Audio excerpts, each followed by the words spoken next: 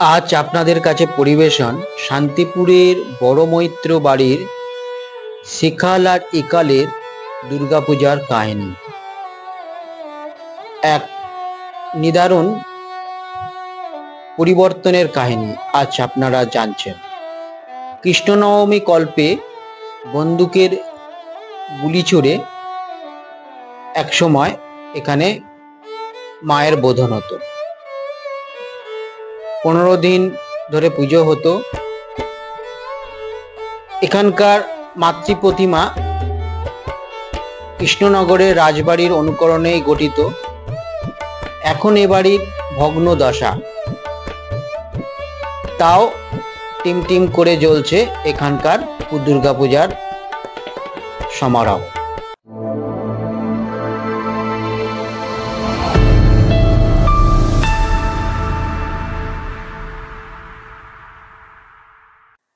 নমস্কার, আজ হচ্ছে 19শে সেপ্টেম্বর, আগামী 21 তারিখ মহালয়া, মানে দেবীপক্ষ সূচনা। তারপর এক সপ্তাহ পরই হচ্ছে মহাষষ্ঠী, বাঙালির সর্বশ্রেষ্ঠ পূজা দুর্গাপূজার প্রারম্ভ, বোধন অনুষ্ঠান। আজ আপনাদের স্বাগত জানাচ্ছি শান্তিপুর সংলগ্ন একটি স্থান, একটি ঐতিহ্যমণ্ডিত 300-400 বছরের পুরনো একটি বনেদি বাড়ি, যেটা হচ্ছে মৈত্র বাড়ি নামেই পরিচিত। এদের বংশধরের 3 ভাই, মানে বড় মৈত্র, ছোট মৈত্র আর মেজ মৈত্র। বাড়ি হচ্ছে পাশাপাশি, সামনেই মেজ মৈত্রর বাড়ি আছে, আর ছোট মৈত্রর বাড়িটা একটু যেতে হবে। তা এটা হচ্ছে, আমি এখন দুর্গা দালানে রয়েছি, কেননা দুর্গা দালানে এখানে এদের পূজার যে দুর্গাপূজার অনুষ্ঠান সবকিছু আবার আয়োজন চলছে, মানে মেরামতির কাজ, রংচং কাজ এসব চলছে। ঠাকুর একচালা, ঠাকুর গাত্রে রং এখনো আসেনি, রং পড়বে। আর এই বাড়ির যে ইতিহাস, অত্যন্ত প্রাচীন একটি ইতিহাস। আর সবচেয়ে বড় কথা, এটি হলো এক অভিনেতা টলিউডের, তার মামার বাড়ি। নামটি পরে বলবো, ভিডিওতে থাকুন, জানতে পারবেন। তা আসুন শুরু করি ভিডিওটা। একটা খুবই সুন্দর একটি স্থান, এখানে যে 500 বছরের গোপাল আছে সেটাও আপনারা দেখতে পাবেন। আশা করি ভালো লাগবে। আমি অরূপ, যারা নতুন দেখছেন অরূপ জার্নি চ্যানেলের থেকে আপনাদের স্বাগত এবং অনেক অনেক ভালোবাসা এবং অভিনন্দন। শান্তিপুর স্টেশন শিয়ালদা থেকে 25 টাকা জনপ্রতি ভাড়া নেবে। সময় লাগবে 2 ঘন্টা 20 মিনিটের মতো। আমি সোদপুর থেকে এসেছি, 2 ঘন্টার মতো সময় নিয়েছে, জনপ্রতি ভাড়া 20 টাকা। এই শান্তিপুর স্টেশনে নেমে, মানে শান্তিপুর লোকাল ধরেই আসবেন, আর এই ফুটে এসে বাস রাস্তায় বেরোবেন। ডান দিকে বাসগুলো চলে যাচ্ছে রানাঘাটের দিকে। রেল লাইন ক্রস করে হেঁটে যেতে সময় লাগবে 20 মিনিট 25 মিনিটের মতো। টোটো ধরতে পারেন, টোটো ধরে বলবেন বড় মৈত্র বাড়ি। এই হচ্ছে তাদের পরিবার, সেকাল আর একালের। আর এখনকার দুর্গা দালানের ছবি দেখছেন। সেই সময় কথিত ছিল পালকি করে কলাবউ বোধন হতো। সেই পালকির আড়ম্বর এখন আর পাবেন না। বাড়ির বর্তমান কর্মকর্তা শেখর মৈত্র মহাশয়ের তথ্যানুসারে অদ্বৈতাচার্যের বংশধর রাধামোহন গোস্বামী ভট্টাচার্য ছিলেন নাটোরের রাজগুরু। তার কন্যা রামমণির বিয়ে হয় ফরিদপুর জেলার রামরতন মৈত্রের সঙ্গে। বিয়ের পর কন্যার আবদার ছিল একটি গোপালের বিগ্রহ স্থাপন করবে এবং গোপালের মন্দির স্থাপন করবে। কিন্তু পরবর্তীকালে স্বপ্ন দেশ পায়, যেখানে মা দুর্গার আরাধনা হবে। এই যে বাড়ি দেখছেন এখনকার দুর্গা দালান, এটি কিন্তু সেই সময়কারই স্থাপত্য রয়ে গেছে বর্তমান। তা এখানে সুন্দর করে সাজানো হয়, রং হয়, আলোকসজ্জা এবং একটা ধুমধামের সঙ্গে বাড়ির লোকজন মানে পরিবার এখানে দুর্গাপূজা মেতে থাকেন। তা এখানকার যে দুর্গাপূজা কালিকা পুরাণ মতেই হয়ে থাকে, বলি হয় না, প্রতীকী বলি হয় কিছু সবজি। এটাই হচ্ছে নাট মন্দির, মানে এখানেই মা দুর্গার মূর্তি স্থাপিত হয়। আর ওপরে যেটা দেখছেন এটা কিন্তু সেই সময়কার অংশ,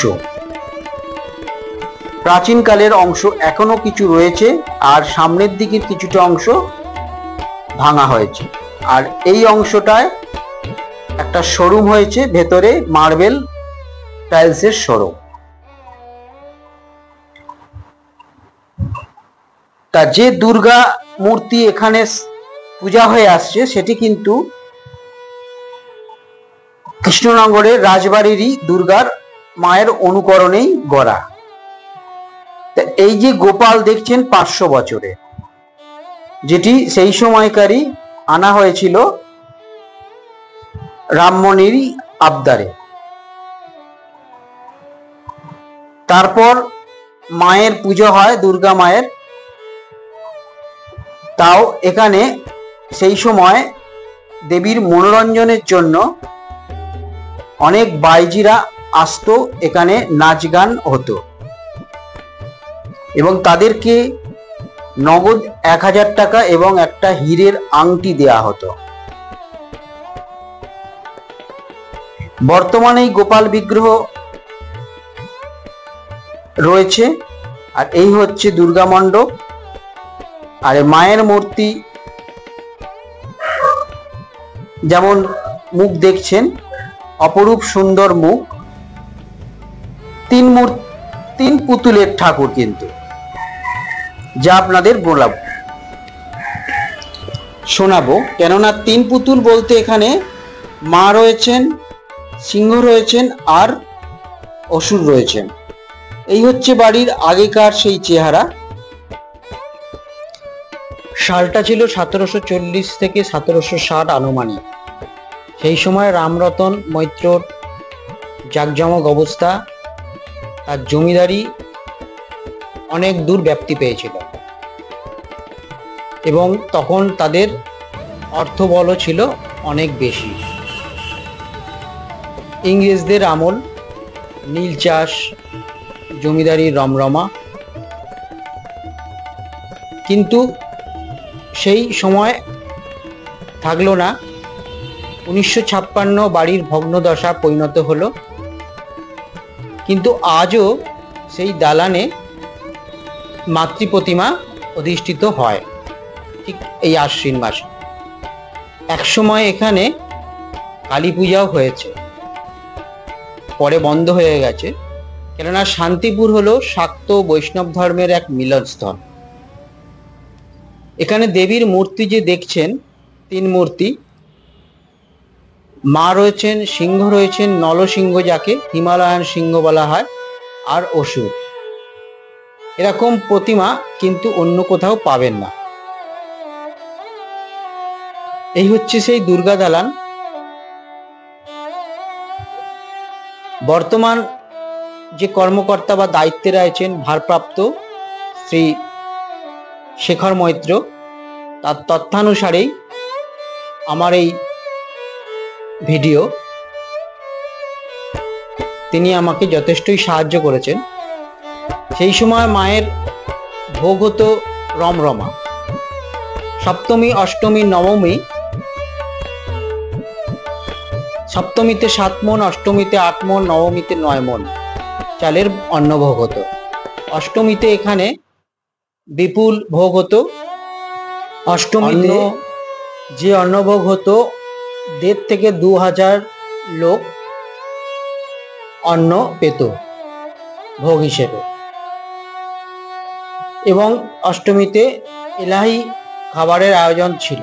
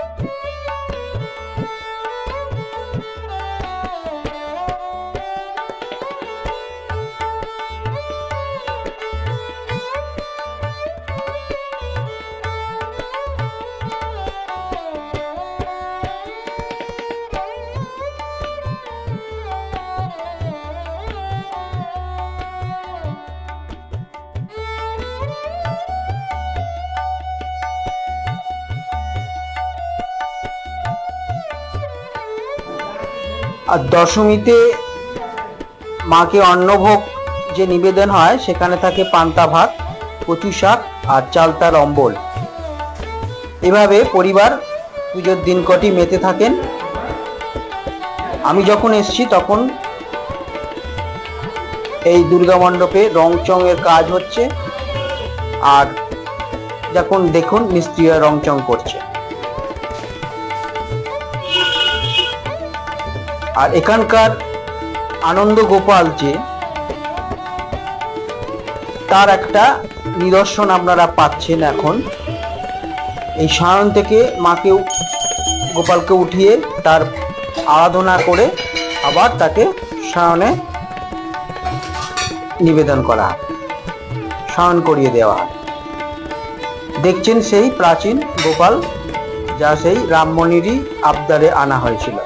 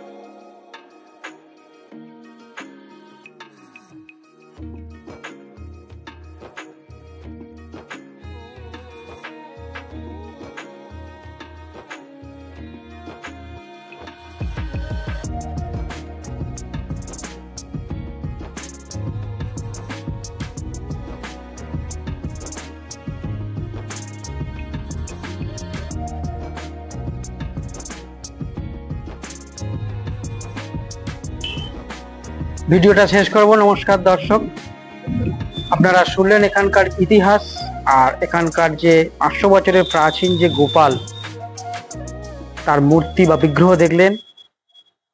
এই মূর্তি কিন্তু একবার চুরি হয়েছিল, কিন্তু আবার সেটিকে পুনরুদ্ধার হয়েছে, এটিকে অন্য জায়গায় একটা স্থাপন হয়েছে, নিত্য পূজা অর্চনা হয়।